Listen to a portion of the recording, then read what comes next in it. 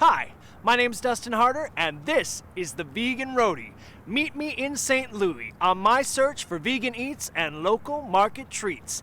I'm the Vegan Roadie, and I have one mission: to keep it vegan while on the go.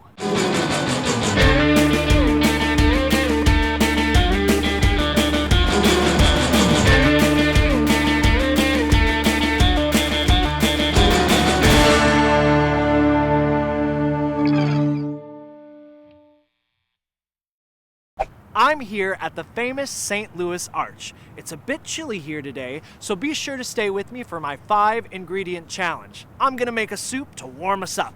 But before that, I'm going to pay a visit to Lulu's local eatery, located in the popular South Grand Dining District.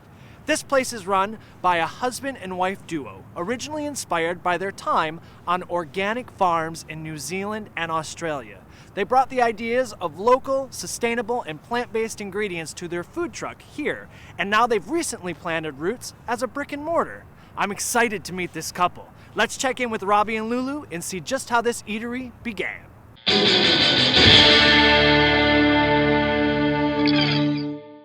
I'm here at Lulu's local eatery with the owner and operators, Robbie and Lady Lulu herself. You guys, thanks for having me here today. Thanks for coming. Yeah, my pleasure. I love the space, I love the vibe, I love the menu. Everything in here is so incredible. Now, I know that this started out of you having a lactose intolerance, is that true? Yes, most of my life I always would eat whatever and anything and wonder why like my stomach would hurt. And Okay.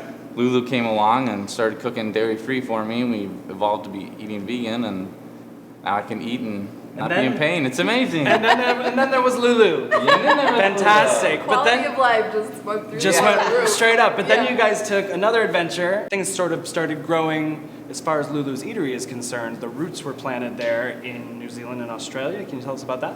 Yeah, sure. We went and traveled in New Zealand, Australia, and actually worked our way all the way down the east coast of Australia doing a program called Woofing, which is willing workers on organic farms. I wondered what that was. I'd Yeah, never heard of it. yeah, That you should sounds go amazing. check it out We were online. woofers. Okay. Yeah, we were woofers. Okay. And yeah, we just stayed at different farms working our way all the way down the coast.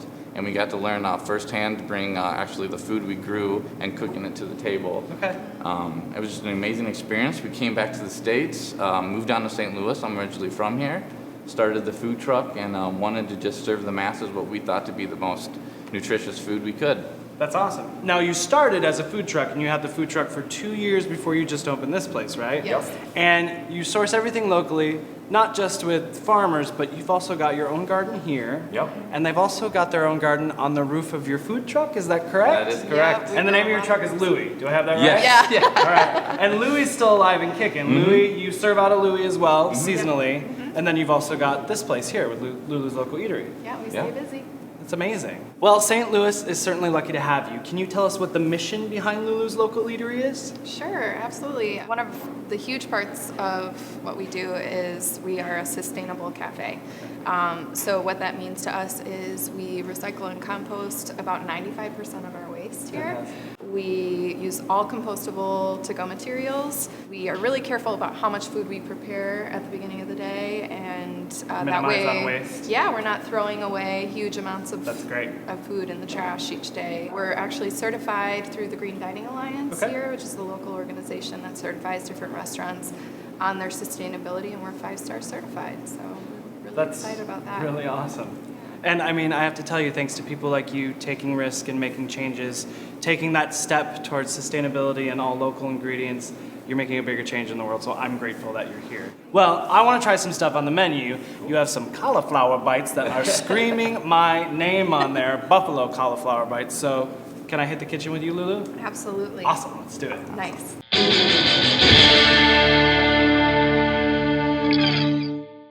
I am infatuated with cauliflower these days. Everyone's starting to use it. It's very versatile. You can use it for many things. You guys are using it on the menu for some buffalo cauliflower bites, right? We sure All are, right, yeah. you're turning up the heat. Can you tell us what you're cooking? Yeah, totally. So these buffalo cauliflower bites are super popular here at Lulu's. We use a whole wheat batter, and we make that in-house, and we fry in all-natural peanut oil. Okay, you use that for everything, correct? We do, yeah. It just gives it that nice, light, crispy outside. and it has a really high smoking point, so it's actually a lot better for you. Yeah. Yeah. After we fry the bites, we toss them in a homemade buffalo sauce. Then we finish it with a homemade ranch sauce. Okay, and what's the base of your ranch sauce? It's a homemade veganese base. Okay, so you make it's your own mayo that you make. That's the base for the ranch. Do you have a secret ingredient in the buffalo sauce? Oh yeah, we use Frank's Red Hot Frank's in the Red buffalo Hot. sauce. All right. Yeah, it's the best hot sauce. Because I put that on everything. These buffalo cauliflower bites have just the spice I was hoping for, and with that ranch dipping sauce to cool it down, it's a perfect match.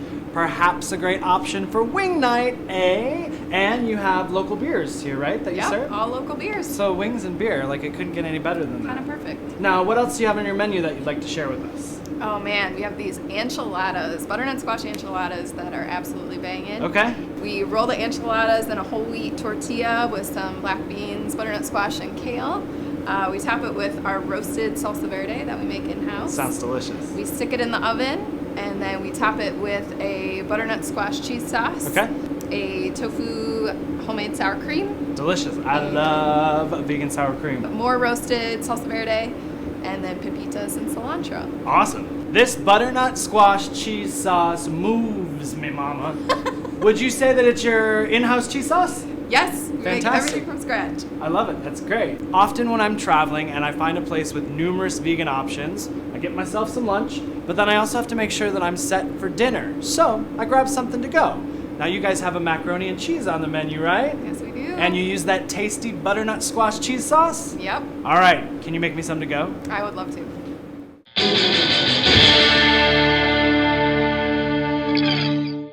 Now I got my mac and cheese to go, but they serve it up 3 ways here.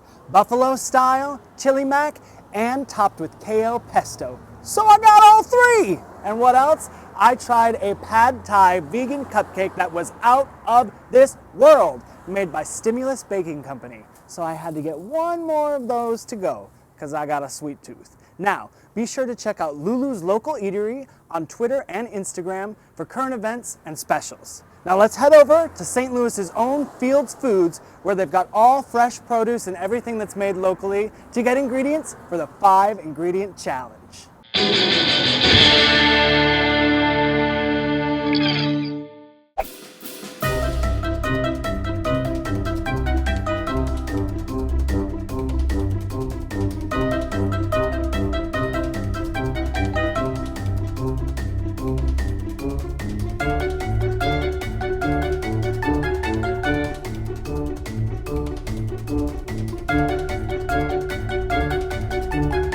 I am blown away by this place. I got all the ingredients I needed, plus I got a local beer from St. Louis's Four Hands Brewery. This place has a great selection of vegan beers. Now, let's head back to the hotel room for the 5-ingredient challenge.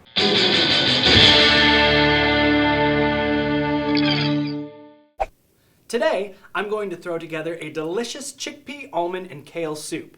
I'm going to use this Presto Kitchen multi-cooker that I've been using on the road, but you can use a pot at home. Our 5 ingredients today are chickpeas, vegetable stock, almond butter, almond milk, and kale. I'm going to take my rinsed kale, chop it, and set it aside. Then I'm going to mash half of my chickpeas and hold on to some whole ones. The mashed will provide us with some texture in the soup. Now I'm going to get a little crazy and toss together the veggie stock, almond milk, and almond butter. Now we can get creative. Today I decided on garlic powder, a dash of cayenne pepper because I like the heat, and some salt and pepper. I'm going to mix all of it up and add my prepared chickpeas. Throw in a bay leaf and let this bad boy come to a boil and then simmer for about 30 minutes. You can add more broth, milk, or nut butter depending on your desired consistency. At 30 minutes, add your chopped kale and let it simmer for a few more minutes. Boom! You've got a hearty soup that will be gone before you know it, and bring you comfort on even the chilliest of days. Now, go ahead and make this soup at home. As always, you can find my recipe on veganroadie.com, but I encourage you to think outside of the box. You don't like almond butter? Try peanut butter. If you don't like kale, try spinach. The point is to make it your recipe. Have fun with it. Become a kitchen warrior in your own home. As always, take pictures and put them up on Facebook, Instagram, and Twitter, and tag me at the Vegan Roadie. Hashtag killed it! St. Louis is definitely hitting a home run, booming with veggie possibilities. They certainly have a passion for locally grown, sustainable ingredients. Thanks to eateries like Lulu's, taking a risk for the better, change is on the horizon. I'm so glad you guys could join me in St. Louis. Keep on cooking, and I'll see you on the road.